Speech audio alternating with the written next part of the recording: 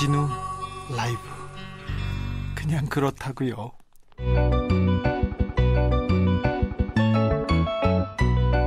한층 날카롭다. 한결 정확하다. 한편 세심하다. 밖에서 보는 내밀한 분석, 정치적 원의 시점. 오늘의 정치권 상황 원회에서 더 정확하게 더 세밀하게 분석해드립니다. 최민희 전 더불어민주당 의원님 어서 오세요. 안녕하세요. 불굴의 희망 최민희입니다. 네. 자, 김연아 국민의힘 비대위원장 아니죠. 비상대책위원 어서 오세요. 장차 될라나 보다.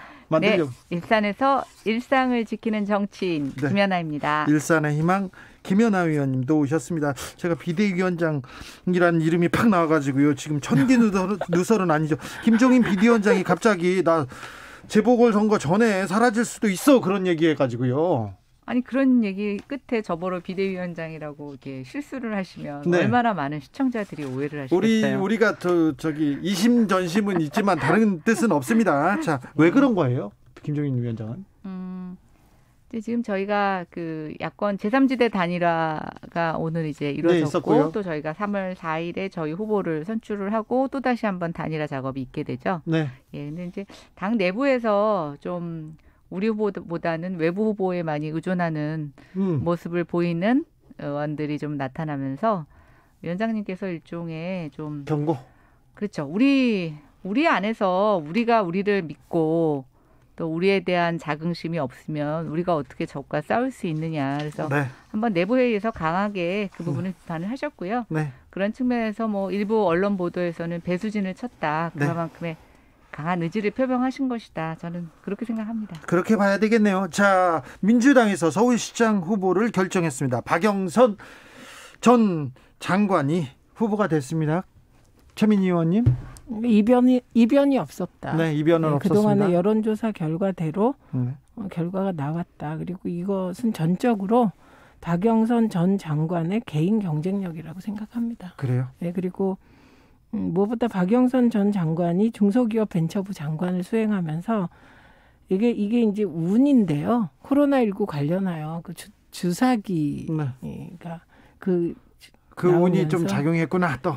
그게 운입니까 실력입니까? 그건 모르겠는데 어쨌든 네. 긍정적으로 작용했을 것 같습니다. 네. 반면에 우상호 후보는 민주당 정체성을 내세우면서 반전을 꾀했는데 네. 역시 민주당 지지자와 당원들은 민주당 다음을 승리할 수 있는 후보로 본 게 아닌가 싶습니다. 김연아 의원님 어떻게 보셨어요? 글쎄요, 워낙 여론조사에서 좀 두 분의 격차가 많이 벌어져 있었기 때문에 뭐 저는 오늘 결과를 보고 딱히 새롭지 않습니다. 아까 최 의원님께서 이변은 없었다라고 얘기하셨는데 저도 뭐 그래서 좀 밋밋한 결과. 예, 그러나 이제 이 야권에서 박영선 후보와 맞붙을 사람이 누가 되느냐 앞으로 저는 그곳에 국민들의 관심이 몰리지 않을까 생각합니다. 자, 제3지대 후보 단일화에서는 안철수 후보가 승리했습니다. 안철수 후보가 승리했습니다. 안철수 후보의 기세, 지지율 만만치 않습니다. 김연아 의원님. 네, 이것도 역시 예상했었습니다. 예. 네, 그렇죠. 너무 네. 체급차가 낮죠? 예, 그래서 뭐 이렇게 이변이 없는 거가 저는 뭐랄까 1년짜리 시장이라 국민들이 그래도 좀 더 알려진 사람이 하는 게 더 낫다고 생각하신 거였는지 아니면 뭐 안철수 후보의 개인의 어떤 호감도나 인지도 또는 그런 개인의 경쟁력인지 모르겠지만 어쨌든 이것 자체는 저는 처음부터 안철수 후보가 굉장히 유리한 상황이었다라고 네. 생각을 합니다. 네, 안철수 후보와 국민의힘 후보 간의 단일화 어떻게 예상하세요? 뭐 불꽃 튀는 경쟁이 있지 않겠습니까? 이것 좀 만만치 않겠죠. 누가 네. 지금 이긴다, 누가 유리하다 이런 얘기 하기 좀 쉽지 않죠. 네, 일단은 이제 국민의힘 후보 4명 중에서 단일 후보가 결정되는 과정이 올 3월 4일 날 결정이 되고요. 네. 이제 그걸 전후로 해서 안철수 후보와 어떠한 방식으로 단일화를 하느냐에 대한 논란이 아주 물밑에서 또 물밖에서 치열하게 있을 것 같습니다. 자, 이 야권의 판은 정치적 원의 시점으로 최민희가 잘 읽습니다. 자, 어떻게 예상합니까? 3월 초에 있는 국민의힘 안에 있을 문제, 그리고 야권에서 있어야 될 단일화에 대한 문제 어떻게 보십니까? 그 제3지대 단일화 있죠. 네. 그거는 안철수 후보는 하나마나한 프로세스가 되어버렸어요. 네. 너무 뻔하고 과정에서도 뭐 별 주목을 못 받았고. 그러니까 TV 토론에서 어느 정도 다른 그 이슈를 만들어내면서 조금 그게 안 됐어요. 그렇죠. 붐업을 해야 되는데 그런 게 없었어요. 네, 그게 안 됐었고 그나마 주목을 못 받았다. 네, 이렇게 주목을 됐고. 좀 끌어야 되는데. 오히려 금태섭 후보가 그냥 굳이 해석하자면 좀 인지도를 높인 결과를 가져간 그런 거였고. 예. 그다음에 야권에서 중요한 건 나경원 후보와 안철수 후보냐, 오세훈 후보 대 안철수 후보냐, 그거는 관심이 많이 갑니다. 네. 근데 이것도 이제 보통의 경우는 처음에 시작할 때 국민의힘이 압승하는 분위기로 시작한 재보궐선거거든요. 네. 그리고 김종인 비대위원장이 조금은 자괴감을 느끼실 것도 같습니다. 왜냐하면 승리를 위한 이런저런 포석들을 놓으셨는데 네. 그게 당내 반발에 계속 부딪히면서 여의치가 않았어요.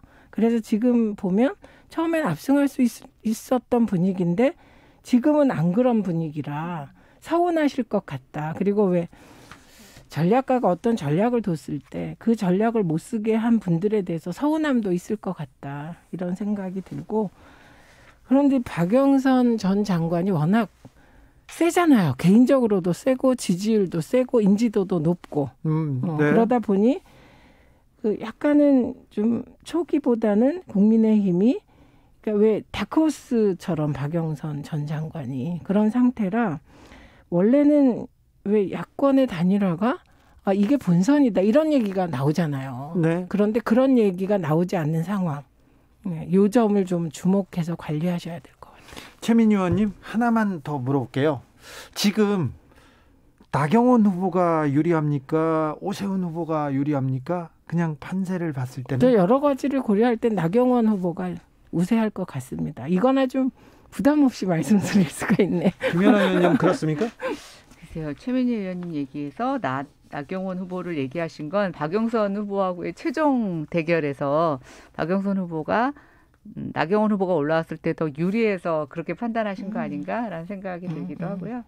근데 뭐 저희 지금 굉장히 박빙이에요. 그러게 점점 네. 사실은 훨씬 앞서서 달렸다. 나경원 후보가 앞서서 달린다는 얘기가 있었는데 그렇지 않고 오세훈의 기세도 만만치 않습니다. 네, 의외로 그 V로 사실은 좀 놀림도 당하시고 오히려 V로 뜬 것 같아요. 예, 근데 지금 그거를 전화위복의 기회로 삼고 계시더라고요. 예. 근데 이제 또 저희는 여성 가산점이 있어서 지금 나경원 후보의 사실은 좀 이니셔티브도 무시할 수 없는 상황입니다. 네. 뭐 저는 아까 이제 김종인 위원장이 많이 서운해하시겠다라는 얘기를 하셨는데 이제 이런 단일화 과정에서 항상 그런 문제점들이 있었던 것 같아요. 근데 이제 저희 비대위원 얘기하실 때 민주당에서 비대위원장 하셨던 경험들을 많이 얘기하세요. 네. 그래서 이제 저희가 많이 좀 절망하고. 어떤 얘기 하셨어요? 네. 궁금한데요. 네, 그러니까요. 네. 민주당 얘기하면서. 네, 제가 뭐 여기서 다 풀어낼 수는 없는데. 하나만 풀어주세요. 아니 근데 이제 그때 그 20대 공천하시고 이럴 때도 내부에서 잡음도 많고 다 그랬다는 거죠. 지금 뭐 저희 국민의힘 내부 안에서 뭔가 위원장님 뜻을 잘 따라주지 못하는 잡음이 있는 것 같지만 그 과정에서는 항상 잡음이 있었다고 얘기하시고요. 네. 그 말씀을 하시더라고요. 네. 그래도 그때 이겼잖아. 이렇게 얘기를 하시니까 이번에 국민의힘에게도 새로운 또 별의 순간 이렇게 얘기해야 되나요? 다가올 거라고 생각합니다. 잠시 여기서 기상특보 알려드리겠습니다. 오늘 날씨 심상치 않습니다. 강원 화천군, 양구 평지, 인제군 평지, 철원군의 대설경보, 그리고 강원 북부 앞바다, 강원 중부 앞바다, 강원 남부 앞바다 지역에 풍랑주의보, 그리고요 경북 울릉도 독도 지역에 풍랑경보가 발효됐습니다. 이 지역 계신 분들 각별히 주의하시기 바랍니다. 자, 가덕도 신공항 이 부분에 대해서 국민의힘에서는 뜻을 모으지 못하고 있는 것 같습니다. 그래도 문재인 대통령의 부산 방문에 대해서는 또 목소리는 모으고 있습니다. 김연아 의원님. 네. 뭐 이거 항상 그러셨잖아요. 여당들. 네. 여당일 때 항상 주요 선거에서 대통령이 정치적 중립성을 위반하는 행보들이 끊임없이 있었습니다. 2000년 이후에. 네. 그때 야당이 다 일제히 비판했고요. 네. 저는 야당으로서 이번 행보에 대해서도 마땅히 비판할 수 있다고 생각이 됩니다. 네. 뭐 그것이 법적으로 형사처벌의 대상이 되느냐 안 되느냐 이런 논란을 떠나서 특히 이제 이 가덕도 같은 경우에는 저는 그런데 그렇게 생각합니다. 이게 부처 장관들이 사실은 좀 굉장히 무리한 추진이라고 여러 가지 여당과는 좀 다른 의견들을 계속 내놓고 있는 상태에서 그 두 장관을 대동해서 가덕도의 현장에 직접 가신 것은 엄격하게 말하면 좀 전문성을 갖고 반대 의견을 내는 장관들을 어떤 정치적인 상황으로 굴복시킨 것이다라는 생각이 들어서 저는 그게 좀 걸립니다. 네, 단순히 대통령이 또는 집권 여당이 어떤 그 여당의 프리미엄을 활용한 그런 것을 좀 넘어섰다 이런 생각이 듭니다. 최민희 의원님. 박근혜 전 대통령이 2016년 총선을 앞두고 빨간 옷을 입고 네. 사실 선거 지원하셨죠. 대구 가셨죠? 예, 여러 군데 다녔어요. 대구뿐만 아니라. 근데 그때 민주당도 선거 개입, 관권 선거 하려는 거냐고 비판했습니다. 네. 그래서 저는 문재인 대통령께서 부산 가신 것도 그렇게 비판할 수 있다고 생각합니다. 근데 예. 거기까지는 상식적인데 네. 탄핵을 들고 나온 건 그건 너무 심했다. 탄핵은 좀 심했죠, 김연아 의원님? 그런 얘기까지도 나왔었나요? 네. 주호영 대표가 하셨어요. 예. 네, 그래서 그게 왜 나왔나 봤더니 주호영 대표가 대구 지역의 정서를 반영하신 거더라고요. 아하, 네. 그래서 그러면 그 장면은 김종인 비대위원장은 적극적으로 가덕도 신공항 이제 사실 찬성하는 행보를 하셨고 네. 거기에 덧붙여서 해저터널, 지금은 해저터널이 사라졌지만 해저터널까지 얹으셨는데 이건 비대위원장과 원내대표가 행보가 엇갈리고 있고 헷갈리는구나 이런 생각이 듭니다. 그래서 저는 지혜롭지 못한 대응이다. 재보궐을 앞두고. 그래서 오히려 저는 이런 비판이 맞다고 생각해요. 왜 대통령은 우리 후보들이 있는데 그 여당 그 당대표를 같이 대동했냐. 이런 비판을 한다면 가능할 것 같은데 왜 갔냐든가 뭐 거기 가서 뭐 그 막 대통령을 탄핵하겠다. 탄핵까지는 아니지만 탄핵 사유다. 뭐 이렇게 얘기하면 그건 지금 뭘 하시는지 좀 헷갈리는 행보로 비춥니다. 근데 후보들을 대동하고 가셨으면 그거는 정말 선거법 위반이시죠. 아니 모든 후보들이 다 네. 그 중립 의무 위반이니까 오히려 야든 여든 여든 다 대통령이 오시면 같이 환영하고 이거 이번에는 절대로 우리가 공수표 남발하는 게 아니길 바란다. 이렇게 욕을 하는 게 맞았다. 아니, 왜 그렇게 안 하셨냐고요. 그렇게 아니, 안 그렇게 하셨으니까 맞았는데 편들기 하신 거가. 아니 그게 아니라 네. 야당이 그렇게 요구하는 게 맞았다. 아니, 야당이 대통령 가시면서 뭐 여당이 대통령 행보하실 때 야당한테 협조를 구하는 적은 없죠. 아니 그래서 실제로 그러니까 네. 비판이 그 방향이 맞다. 그래서 그리고 하루 전날 그 구할 수 다음 날 있죠. 가신다고 네. 이제 약간 문자 같은 게 돌았어요. 그래서 그렇죠. 진짜 선거 앞두고 저렇게 가나 그랬었는데 정말 그 일정 수행하시더라고요. 네, 그러니까 그런데 이현주 의원이 그런 요구를 했어요.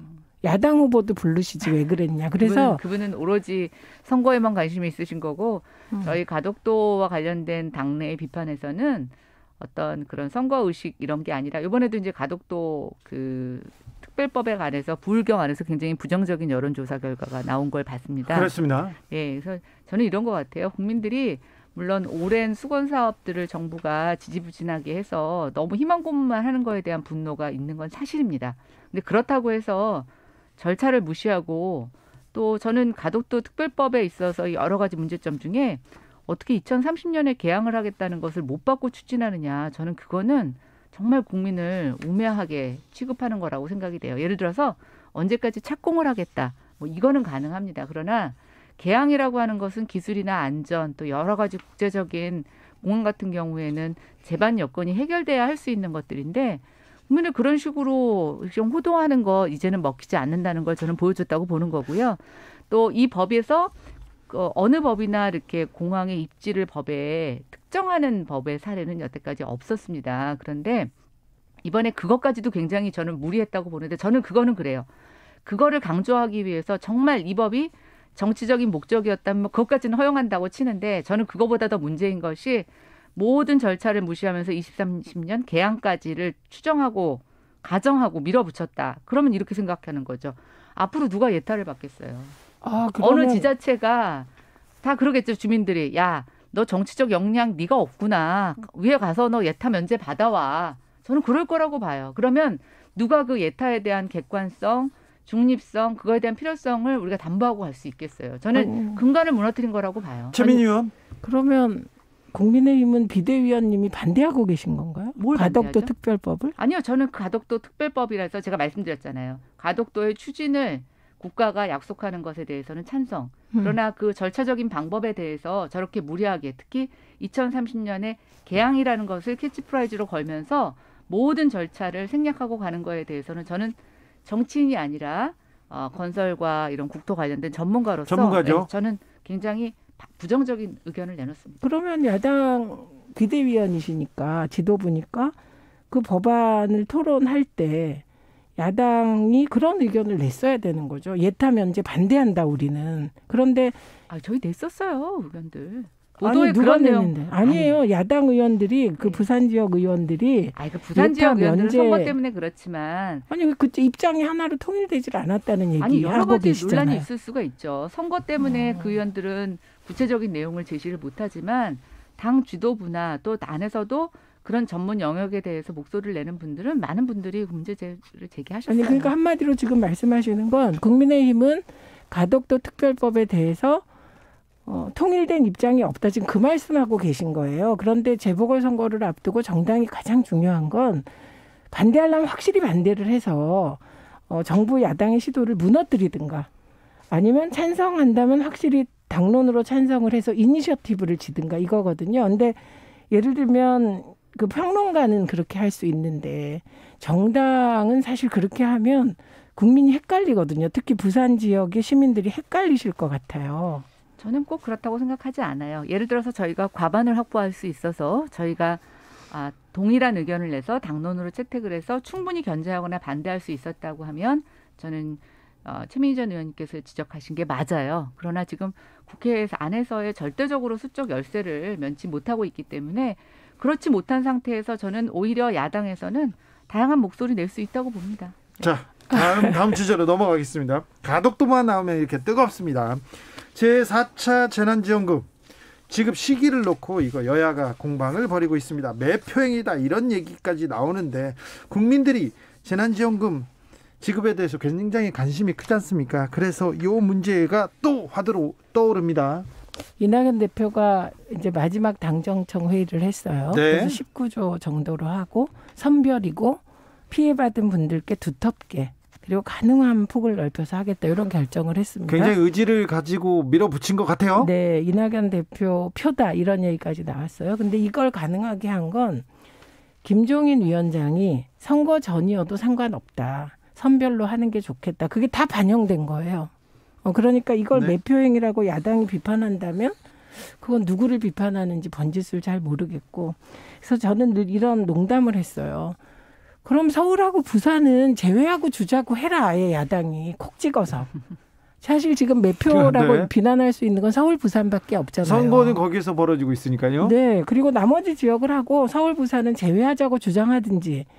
그러니까 지금 야당의 행보는 일반적으로 야당이 선명성을 가지고 무엇인가를 할 때 명확해야 되는데 그 한쪽에선 매표라고 그 비난하고 다른 한쪽에서는 그 선별 지원이고 이런 방식이면 뭐 선거 전이라도 좋다 이렇게 하면 국민들은 지금 국민의힘의 입장은 뭘까? 그러니까 여전히 헷갈리게 만드는 그런 상황 같습니다. 근데 이게 선거 때문에 전체를 다 주지 말자. 이런 주장은 아무도 못할 거 아닙니까? 그럼 선거 이후에 주자?